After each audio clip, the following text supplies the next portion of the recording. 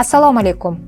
Xaridorlar tomonidan kelib tushayotgan ko'p uchrayotgan savollarga bugun oydinlik kiritamiz. Xaridorlar mahsulot yoki xizmatlarni tadbirkorlik subyektlaridan xarid qilinganda ularga xarid cheki berilishi shart. Tadbirkorlarga Click va PayMe'ni ishlatishni qonuniy yo'llarini bugun tushuntiramiz.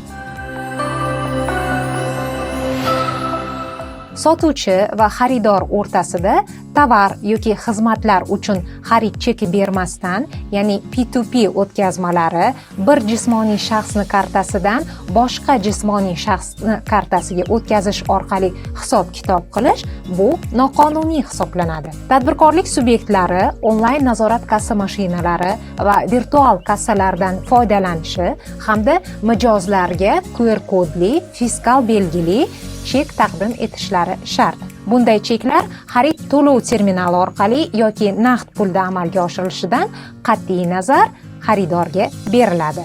Aholi bilan pulli hisob-kitoblarni amalga oshirishda elektron to'lov tashkiloti, ya'ni Click, PayMe, Uzum va boshqalar ishlatilganda yoki elektron tijorat platformalari, ya'ni marketplace'lar orqali elektron fiskal chek taqdim etiladi. Ya'ni o'sha elektron ilovada o'zida elektron chek shakllanadi. Chek berilmaganda esa soliq mobil ilovasining soliq hamkor bo'limi orqali shikoyat yo'llash mumkin.